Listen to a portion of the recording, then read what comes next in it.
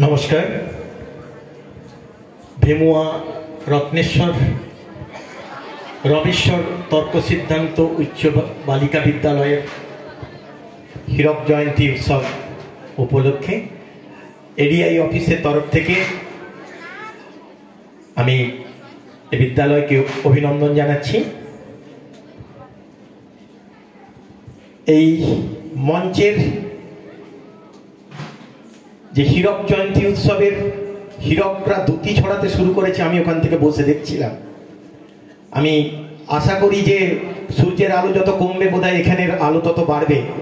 আমি তাই প্ল্যানই করেছি যে আপনাদের অনুষ্ঠান পুরো শেষ করে যাব।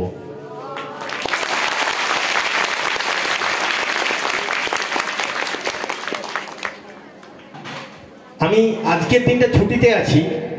আমি বিদ্যালয় পরিদর্শক, আমার মিসেস স্কুল টিচার। আমার ছেলেকে, একমাত্র ছেলেকে হোস্টেলে রেখেছি। ও মাসে বছরে দুবার আমাদের সঙ্গে আসে, তো ওর সঙ্গে 4 দিন কাটানোর জন্য আমি এখন ছুটিতে আছি আসলে।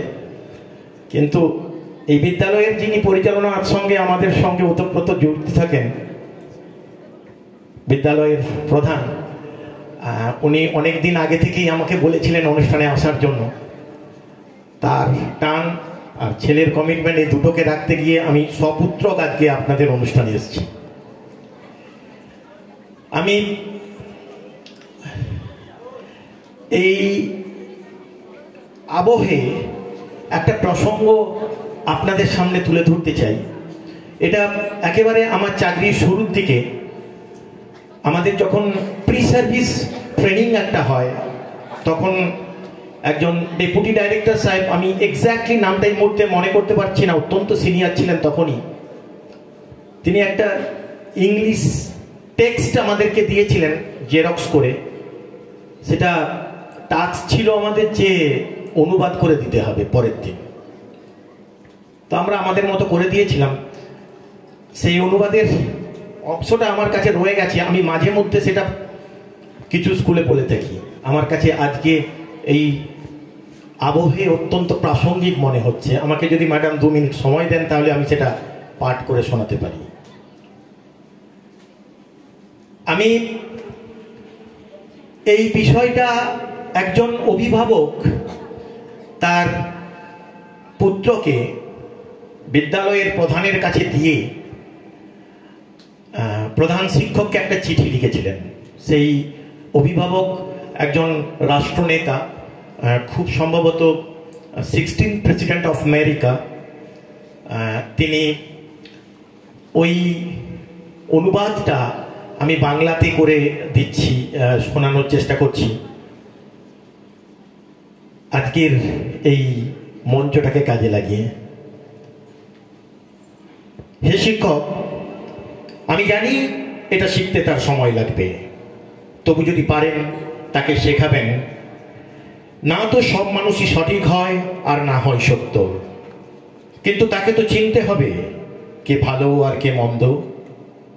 যদি পারেন তাকে শেখাবেন, অনেক কাপুরুষের মাঝেও একজন বীর থাকতে পারে, অনেক স্বার্থপরের মাঝেও একজন নিঃস্বার্থ নেতা থাকতে পারে, অনেক শত্রুর মাঝেও একজন বন্ধু থাকতে পারে।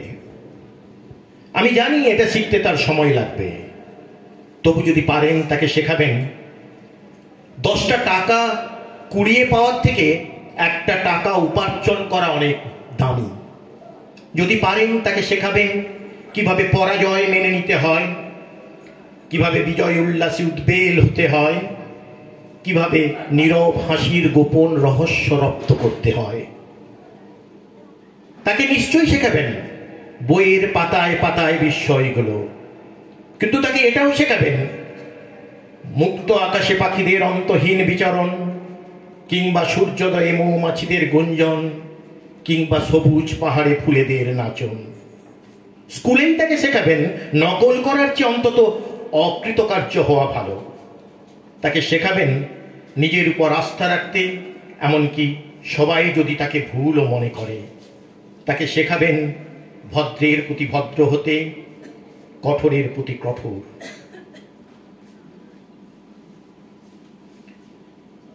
আমি জানি এটা শিখতে তার সময় লাগবে, তবু যদি পারেন তাকে শেখাবেন সে যেন হুজুগে লোকেদের দলে গানা ভাষায়, আর ভালোটা নেওয়ার আগে সত্যের দর্পণে মেলায়।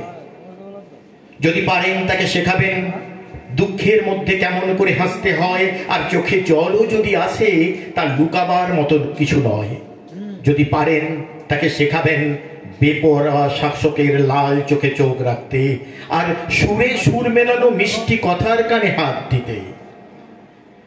তাকে শেখাবেন কিভাবে মেধা আর শ্রম নিলামে বেচতে হয়, কিন্তু হৃদয় আর আত্মা কখনো নয়। তাকে অধৈর্য হওয়ার সাহস দিন, সাহসী হওয়ার ধৈর্য। তাকে স্নেহ করুন কিন্তু সোহাগ নয়, কেননা আগুনে পড়েই ইস্পাত কঠিন হয়। হে শিক্ষক, আমি জানি এটা মস্ত বড় ফর্দ, সব কিছু কি আর মেলে? আপনি দেখুন কতটা কি করতে পারেন। সেই রকমই একটা ছোট্ট সুন্দর ফুটফুটে আমার ছেলে।